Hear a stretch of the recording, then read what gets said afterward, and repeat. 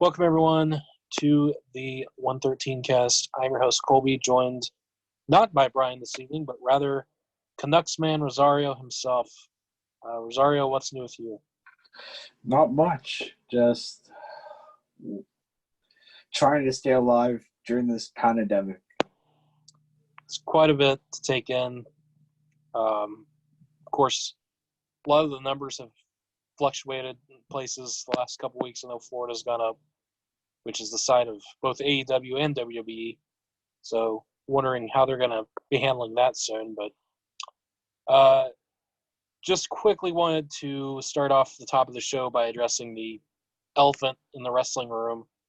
Of course, all the stuff that's come out recently in the it's being called the Speaking Out movement.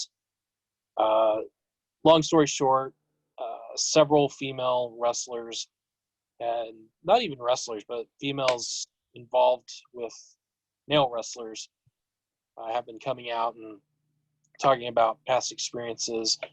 It hasn't even been just females. It's been mostly females.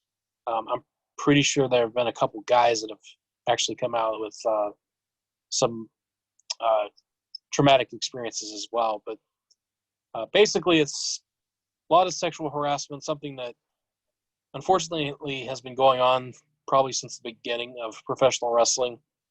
And it's just now becoming a big thing for people to speak out against it. So it's really bad in the British wrestling scene. That's kind of where the majority of these accusations have come from. Essentially, British wrestling, they have a lot of after parties with their indie shows, and stuff goes on at those that probably shouldn't be going on. But huge list of names that have been accused. But as far as actual people that have been hit with some sort of punishment, the most prominent, or I guess the first prominent name, or shouldn't even say prominent name, the most severe of the accusations was David Starr, who I know you don't have any idea who that is, Rosario, but he's essentially one of the top talents on the indies from the UK wrestling scene. He held 4 or 5 titles at a time from different promotions, and he's been stripped of all those. He's been released from multiple promotions. Essentially, his wrestling career is probably over, which from a in-ring perspective is disappointing because he definitely had a lot of potential, but in the case of the stuff he was doing, it's good riddance. Like, it's a total asshole that, based on everything that's been shared, didn't deserve anything that he had. So I know it's kind of taking a hard stance there, but I don't have time for people that are going to treat women or anybody else this way. Of course, the one name you would probably recognize, Jack Gallagher. He was fired by WWE. No idea what the reasoning was. I know he was one of the accused, and it did have to do with that, but apparently WWE was given some sort of valid proof that he was guilty, which is why they fired him instead of just suspending him. Jordan Devlin of NXT UK, the current co-cruiserweight champion, was suspended. He is currently fighting, though it sounds like his may not be a major issue. It might be something that was not an actual happening. Dave Lagana, the VP for the NWA, he was fired. He resigned from his position following some accusations. Mark Hagerty, who is an announcer for MLW, was fired. Jimmy Havoc of AEW has gone into rehab, so they are not going to do anything until that's done. A couple other names from overseas, Mikey Whiplash and El Ligero, who's a trainer, both losing a lot of being released from stuff. El Ligero is still under contract with NXT UK. I could see him probably getting the axe soon as well. And then, of course, the biggest known name, I guess, was Joey Ryan, where to I guess Impact has decided they're no longer going to have him on, and he has completely deactivated all his social media as well as his promotions social media, and it seems like that one's actually pretty horrific at this point. So, again, I know Matt Riddle is another name that was thrown out there, but he was actually cleared. Apparently, the woman who accused him is a stalker of his, to the point he's had to change his number about 3 or 4 times. And she's someone that the WWE has actually known about since Riddle was hired, so it's not a huge surprise they got all taken care of. So Riddle's in the clear. But yeah, that's it. Obviously, there's been a ton of other names. I don't really want to name anybody until they've actually been proven at this point, because unfortunately, even though a lot of these are severe and true stories, some people are trying to take advantage and try to throw people under the bus that may not have actually done anything. Again, Riddle's a good example of that. Having said all this, and I know most of these guys you don't know anything about, but the situation itself is a real life situation.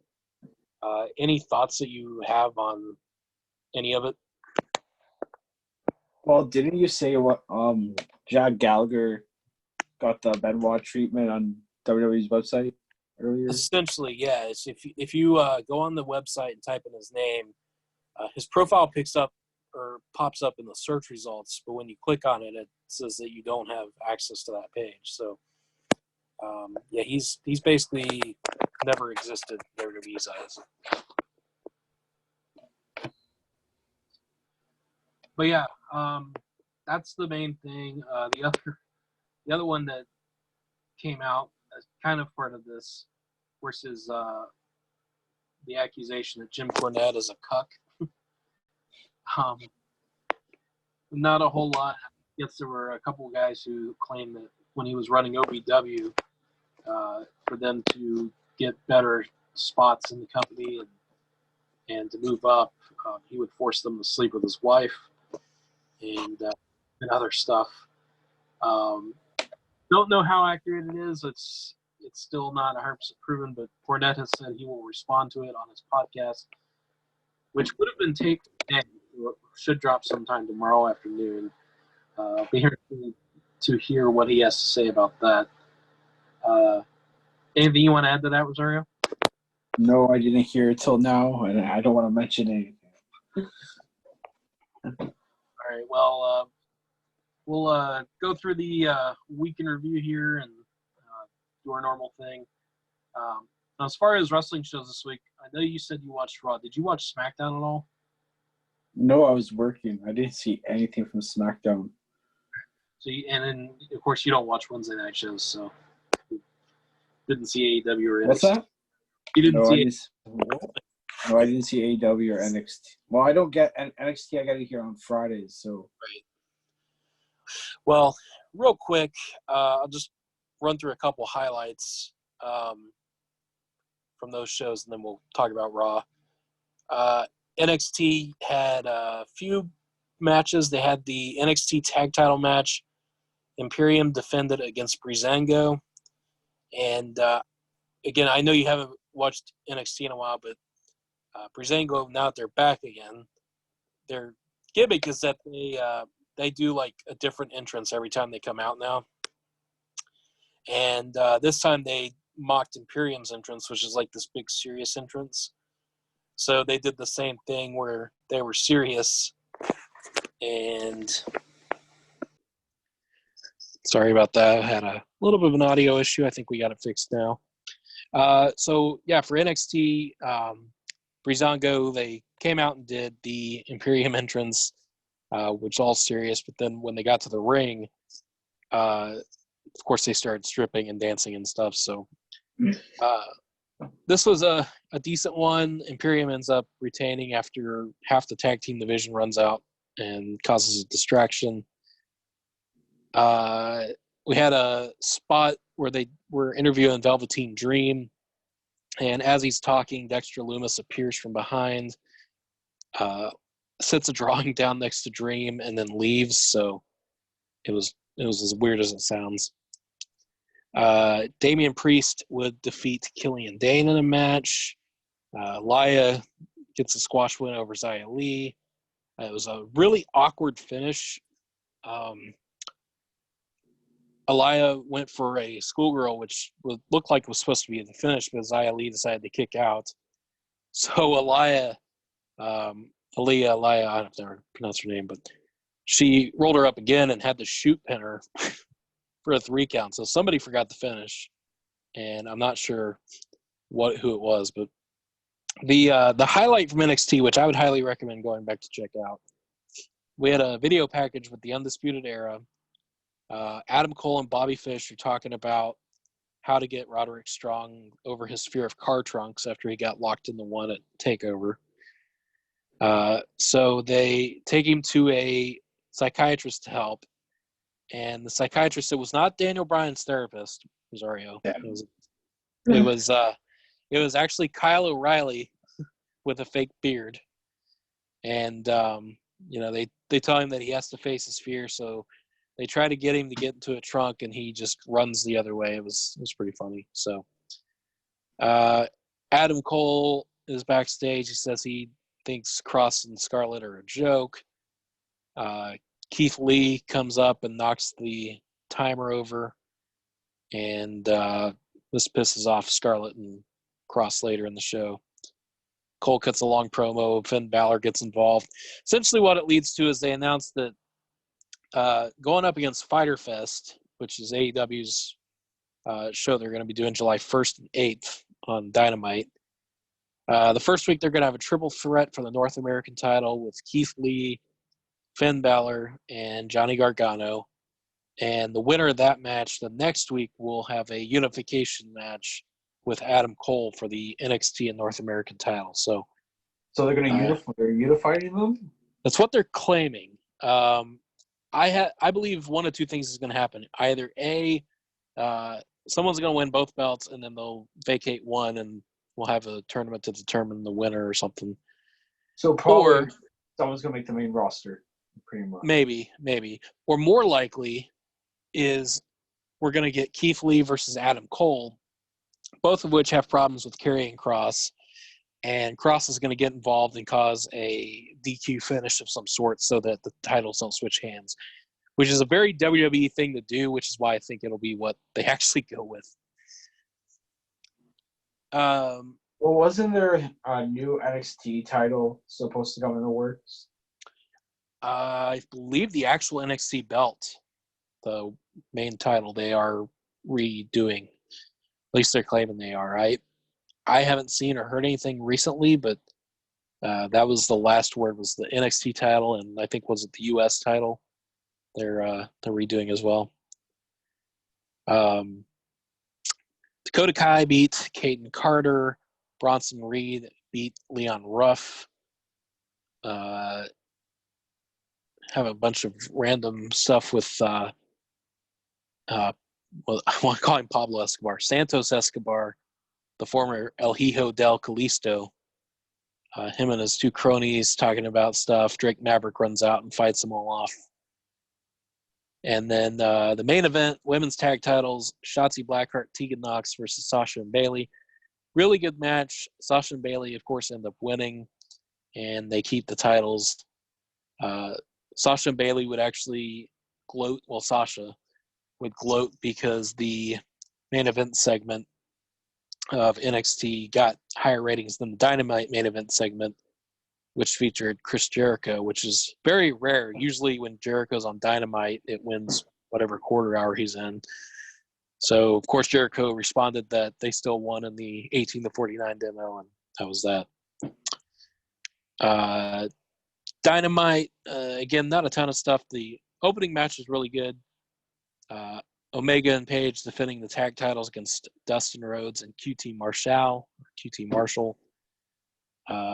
Omega and Page, of course, retain. And then we get this kind of disappointed me. And we got Anna Jay making her re-debut, I guess you could say.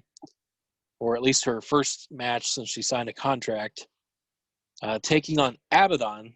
And I don't know if you saw pictures of Abaddon, but she's essentially like a female fiend almost. Okay. So Anna Jay, they built her up. They'd given her a video package, all this stuff. And then Abaddon wins the match in less than a minute.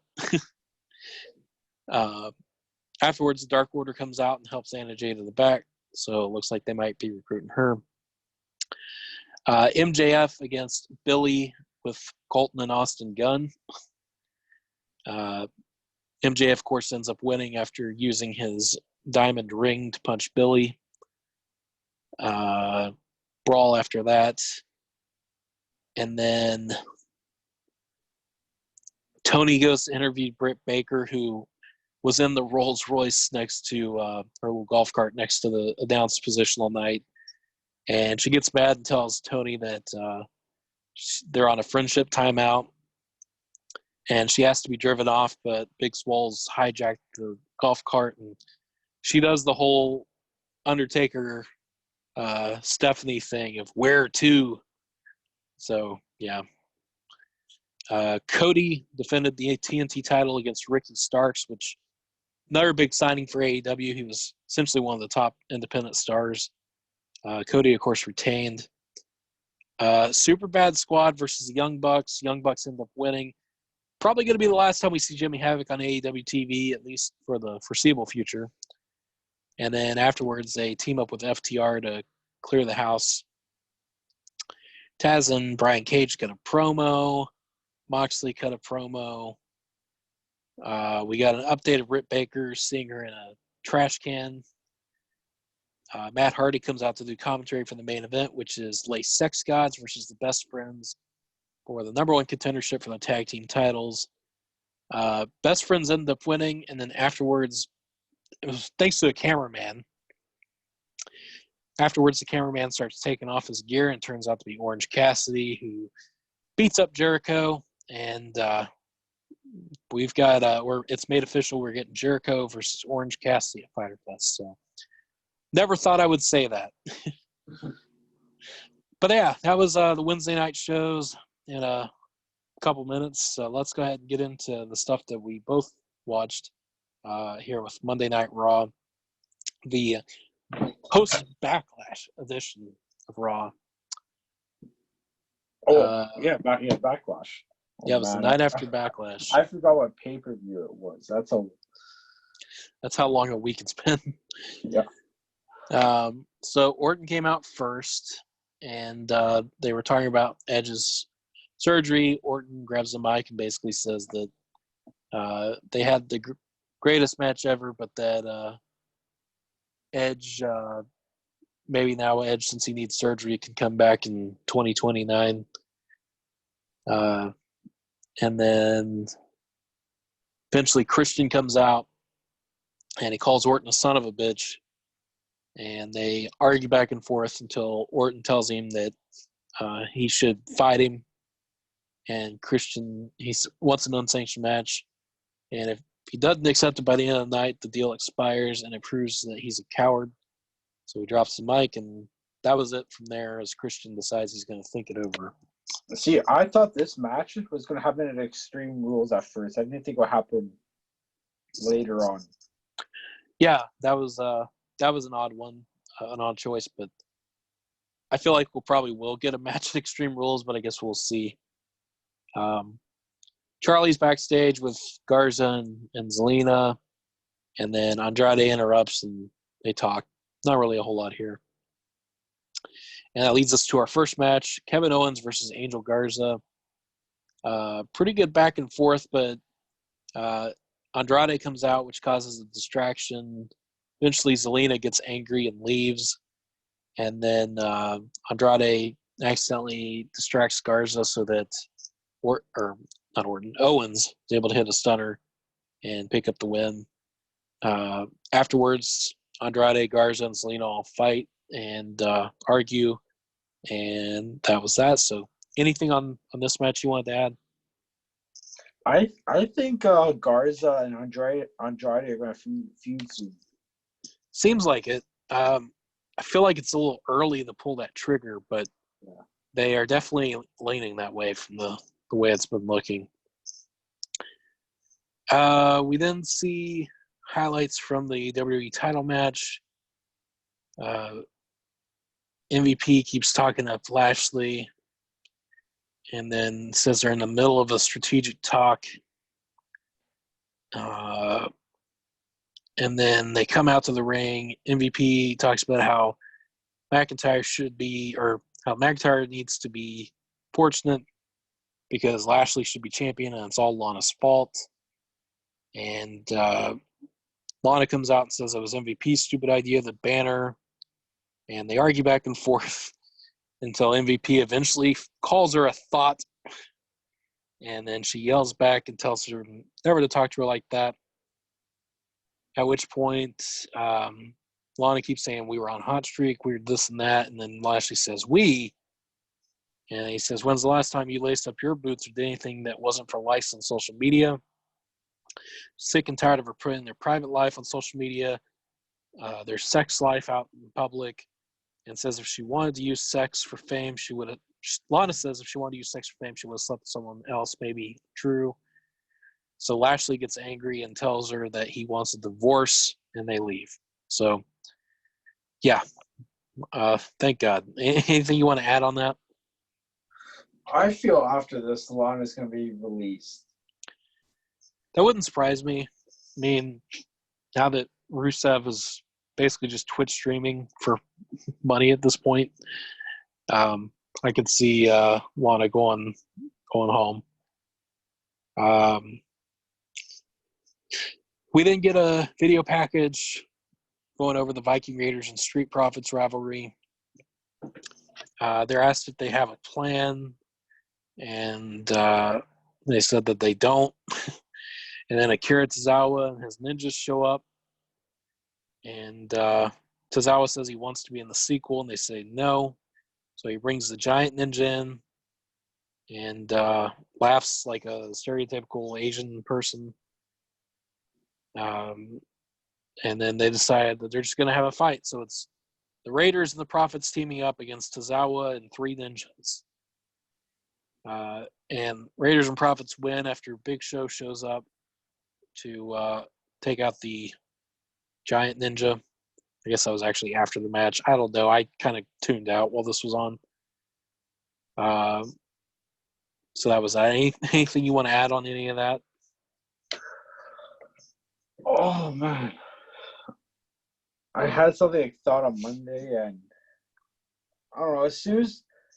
When I first saw like the tall ninja, I thought of the guy from what's that show? Jingle All the Way.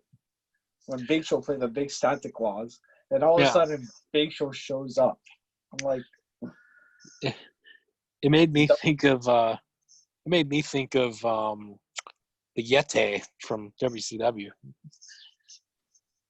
Only they put him in like white toilet paper instead of ninja garb. Yeah. We see Charlie backstage with Seth. Seth says he knows that Dominic is here, and no one's seen him yet, but he can feel it, and he's gonna go deliver a message. So Christian's backstage on his phone. Says he knows all the risk, but he's not sure what to do yet. And then back in the ring, Seth's by himself. He says last week he invited Ray to Raw, and Ray had declined the invitation, taking the coward's way out. But fortunately, his son Dominic made it. Rollins then interrupts Ray after he comes on the screen and says it's good to hear from him, and they have the same back and forth they've been having. And then as Rollins is talking, Walter runs in, by which I mean, of course, Dominic Mysterio. And King Velasquez? So there's like three guys that just look alike. Attacks him from behind and knocks him down. Theory and Murphy run out and try to chase him, but Dominic does a great job kind of just playing the escape and runs through the crowd, which I'm not sure was very smart. And, that's another thing I forgot to point out. The Street Profits, they came out and went through the crowd despite the social distancing stuff. So Yeah, apparently that wasn't planned either. yeah, that was not planned, and they did it anyway. But overall, concerning Dominic's experience, I didn't think it was too bad. But anything you want to add on that segment?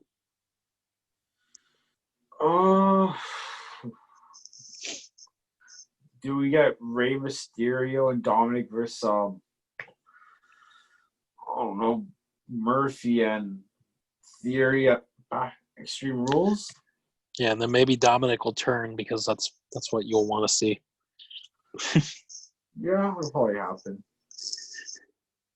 We didn't see R-Truth backstage with MVP and Lashley. He jokes about Lashley losing, and he ends up running away. And then they are hunting him down. They find him, and McIntyre's there. And MVP demands they put both their titles on the line in their tag team match. So they accept, and Drew starts to get angry at Truth because he's not seeming to take it serious. The thing is, too, do what?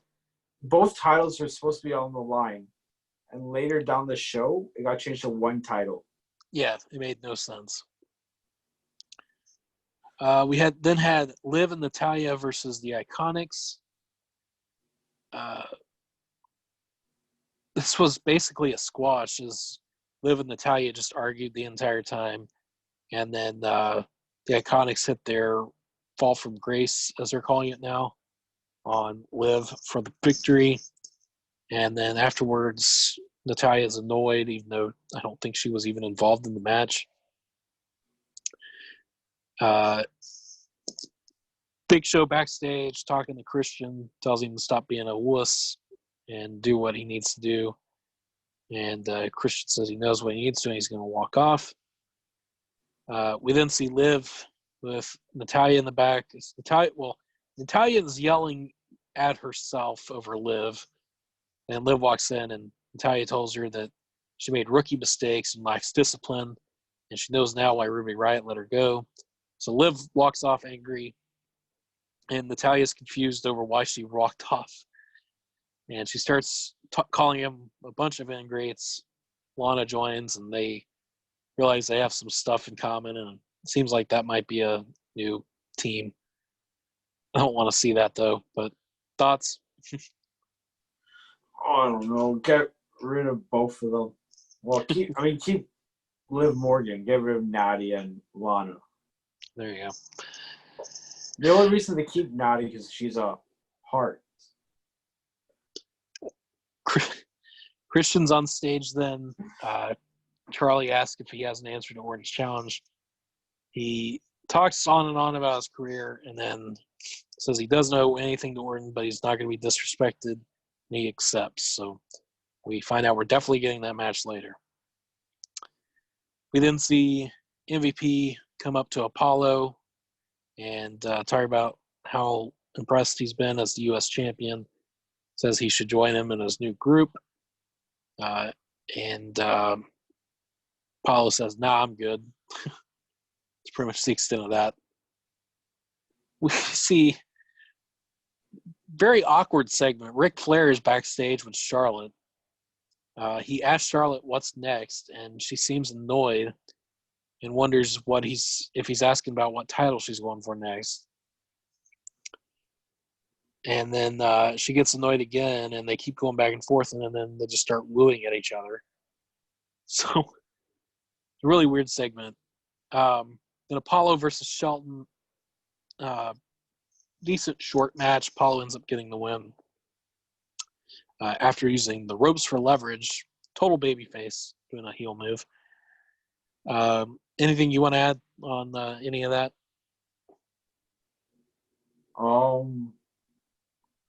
Not really. Okay. Tozawa and his ninjas are backstage. One of the ninjas is dressed as a ref, and they start yelling, but then Drew McIntyre comes in and scares them off. We then get a video package on Nia Jax versus Asuka. And then Truth and Drew, another backstage segment. Then Profits and Raiders are arguing backstage to figure out what to do next for the rivalry. And they suggest carpool karaoke, but Big Show says no, never again. And he says, how about you have an actual match next week? And they all act surprised that this is something they could do. And then they all start dancing together and decide that they'll have a tag title match tomorrow night now. So, will it actually happen? Yeah, that's the thing. We'll probably end up getting another no contest brawl. We then had the tag team match for the WWE title, and not both titles, even though it was advertised as both earlier in the show. MVP and Lashley versus R-Truth and Drew McIntyre. My only thought is that maybe MVP just misspoke during his promo, but really weird that they would say that and then not actually and just change it like mid-show. Well, they can always edit it out since it's recorded 3 hours ahead. Well, yeah, it was more than that because they started taping at 11 a.m., so didn't air till 8 o'clock. They had plenty of time to go in and fix it. The actual match itself, Drew has MVP down. Truth tags in and gets launched from the top and pins MVP. So Drew and R-Truth win. And yeah, that was pretty much the extent of it. Any thoughts on the match? I really wanted to see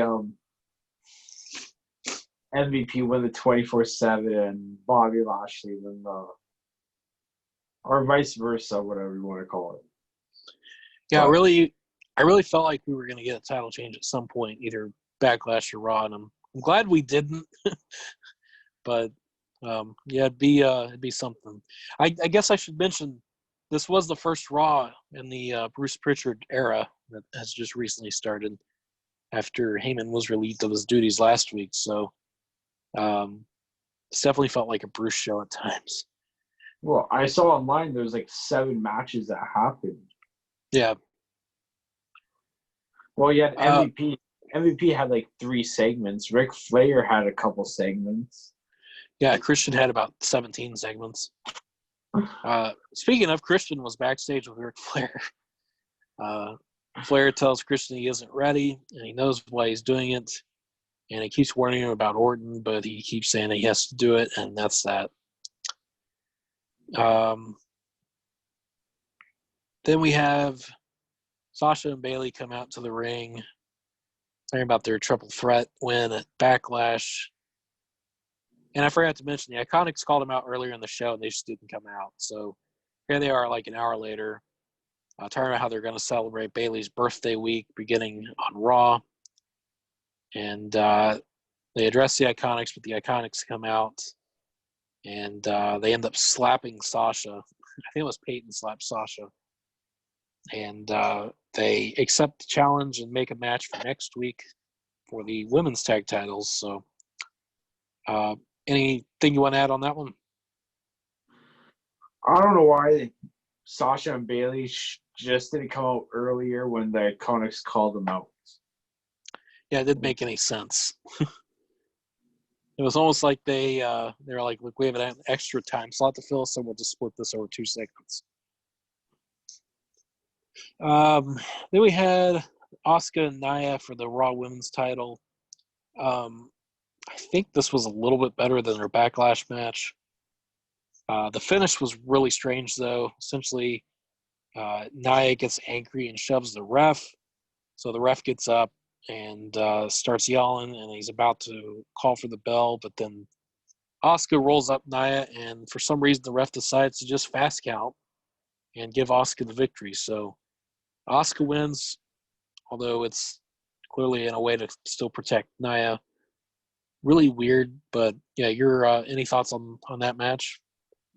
I feel like John Cone is always in the way for title matches. It was Baron Corbin he had a problem with. Now it's Nia Jax. Yeah, it's weird. We then see Charlie with Randy Orton, and he interrupts her and asks Charlie if she thinks Christian's a legend. She says yes, so Orton says, for what it's worth, he thinks Christian's a legend too. And unsanctioned means no rules, no regulations. Means in a few short minutes, the legend of Christian will be destroyed. So we come back. We have our main event unsanctioned match, Christian versus Randy Orton. I think everybody knew we weren't getting a full-fledged match when this started at like 5 minutes before the top of the hour. So Orton and Christian are in the ring. Ric Flair's music hits, and he comes out. Tries talking Christian out of doing the match, but it says he just talked to Edge, and this isn't cool. Christian says he has to do it. So the bell rings, and Flair immediately drops and hits a low blow on Christian. And then Orton nails the running punt to the head and pins him for a quick 1, 2, 3. Afterwards, Orton tells him he's sorry. He didn't want this to happen, but he had no choice. The medics hit the ring. They put a neck brace on. They put him on a gurney and everything. And that's how Raw goes off the air. So any final thoughts you want to add to that? So is the punt allowed back in the WWE, or? It definitely seems like it, because this is 2 nights in a row that Orton used it.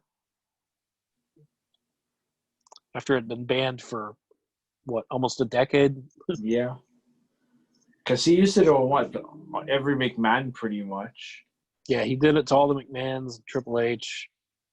I remember he won a WrestleMania match with it. That triple threat with him and Triple H and Cena. That was the thing. I can't remember that match. That was, I believe Triple H hit a pedigree, and he had the pin, and then Orton punt kicked him, and then ended up winning. It was at WrestleMania 24, I believe, because I remember it was the one in Orlando the first time. Because nobody remembers much about that show, because Undertaker Edge was the main event.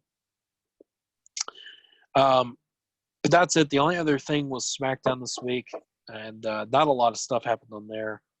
The big thing was Matt Riddle making his main roster debut.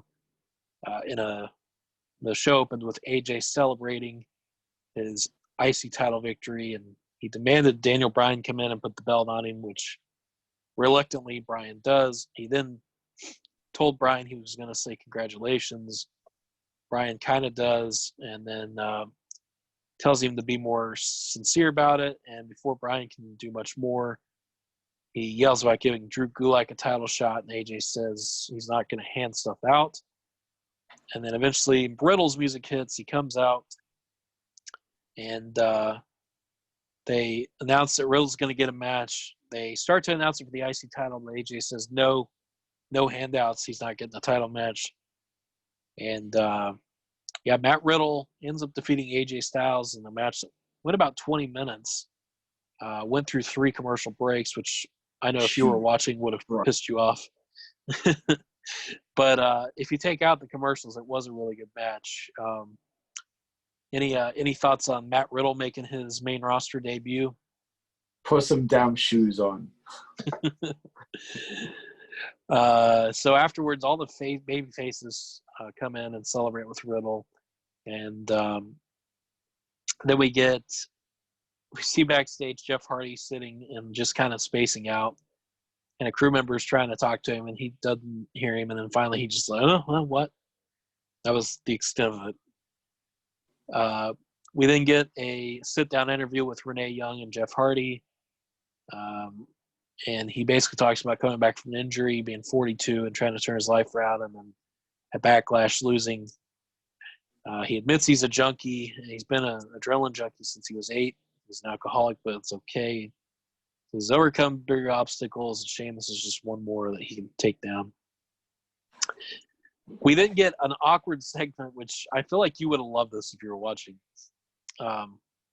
or hated it. You might have hated it because of the result, but we know Billy hated it. Shorty G's backstage with, "Hey, Kayla," and as Kayla is talking to Shorty about being short, and how that will affect him in his match later against Mojo. Mojo Rawley walks up behind him and is mocking how short he is. And Shorty G mentions having eyes in the back of the head and turns and punches Mojo and knocks him down and goes out to the ring. And it leads to a match that Shorty G ends up winning in about 5 minutes. I don't even think it went 5 minutes. It went about maybe 2 or 3. So with a roll-up, too. We had Miz TV, Morrison and Miz bringing out their guest, which is Mandy Rose. And immediately start making fun of her relationship with Otis, so she goes to leave. But they tell her they have a surprise, and Sonya comes out. Sonya comes out and cuts another really good promo where Mandy says she's done with her, so Sonya says she wishes she could be done. But week after week, she's watched Rose get the spotlight and wonders what she's done to get that. They keep talking trash, and then said she can hurt her mentally, but she's still standing, or physically, blah, blah, blah. So it was another really good promo by Sonya. Of course, it led to some physicality, and that was that. Sasha and Bayley then come out for commentary for a tag match between the New Day and Kalisto House Party. New Day ends up winning. And then afterwards, Cesaro and Nakamura hit the ring and take out Big E and Kofi. And it's announced that they're going to be getting a title shot at some point. I want to say next week's SmackDown, but I wasn't paying attention. I think it was about the time I turned off SmackDown. We had a backstage segment. Well, not really backstage. A pre-tape segment in the ring with Alexa, Tamina, Dana Brooke, Naomi, and Lacey Evans. Tamina's still around? I thought she got injured after her last match. Well, it's weird because she was still normal Tamina, but she's Psycho Tamina on Twitter now, where she's So they're basically just talking about Sasha and Bayley, and Lacey tries to declare herself as the next challenger, and then Dana says they all deserve a chance, and then Lex Bliss, I can't say the name because my Amazon device is right next to me. She stops and asks where Nikki Cross is, and no one seems to know. We come back from break, and Sheamus sees how serious things are getting with him and Jeff. He laughs and says he's a bully, and people like Jeff need to be bullied. We go back to Sasha and Bayley, still an announcer, said they're excited for next week's party with Sheamus and Jeff. And suddenly from behind, Nikki shows up and attacks them both. Miss Bliss helps break it up, and then Nikki wants a fight, so we end up getting Sasha Banks versus Nikki Cross as Bayley talks Banks into taking the match. Sasha would actually end up getting the victory with Meteora, and then afterwards they leave.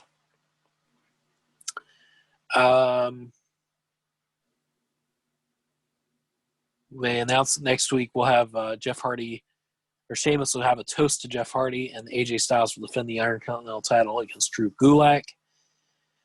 And then we get the final segment, which was a Firefly Funhouse, where Bray asked if we missed him, because he's missed us. He hasn't been on since, I think, WrestleMania.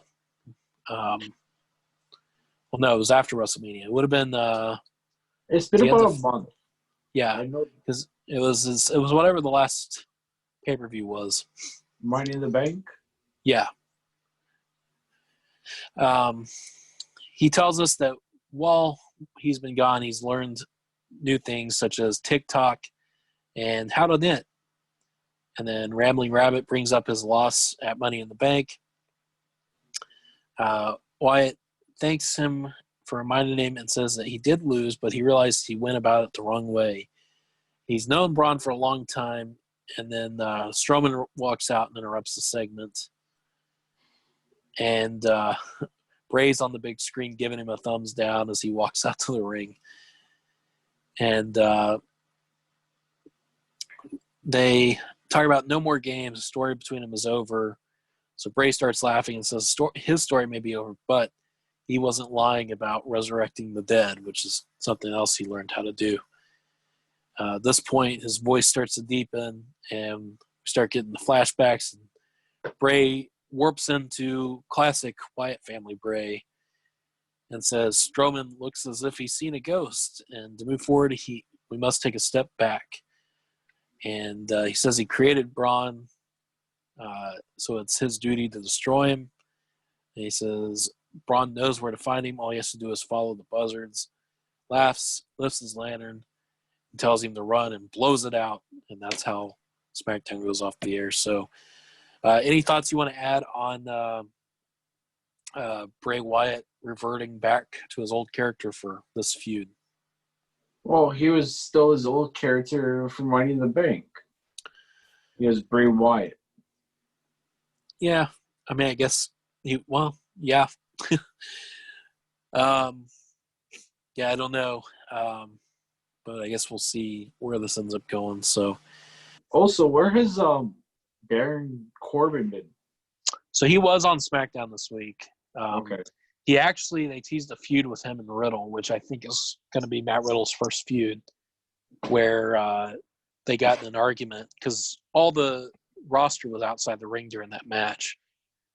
And they got in an argument during the match, and kind of a shoving match. So, my last thing, the trade between the AJ Styles trade, that future pick, we kind of found out what it was. Dolph Ziggler apparently moving to Monday Night Raw. Yes, Dolph Ziggler apparently is part of it. Ali may be a part of it. He's apparently been moved to Raw internally, but nobody's really said anything about it. And that hacker storyline's just kind of randomly been dropped, which sucks because that was seemed like a pretty interesting storyline that they were going to be doing. So, yeah. See if I have anything else here. I think that's pretty much it. Did you have anything else you wanted to add from anything? That's everything. All right. Well, let's go ahead and kick this to the final segment. Anything that you want to plug? Nope. All right. What about your Twitter account? You can follow me, DKPD40 on Twitter, or Rosario A.14 on Instagram. There you go. And find me on Twitter at the Colby Birch. Find me on it's about the only thing that I'm active on publicly. You can find We Are 113 on YouTube and Facebook, 1132 Sweet on Instagram and Twitter. Find our website, weare113.com. Buy some 113 merch at belowthecollar.com/weare113. And I think that covers everything. So, yes, go ahead. So apparently, Mustafa Ali was part of the deal also. All right, well, that makes sense. So it's still a SmackDown logo on the WWE's site, but PW Insider is saying he's on Raw now. Yeah. So, all right, well, that pretty much does it for us. So, for Canucks man Rosario and for myself, Colby, this has been the 113 cast. Have a good whatever.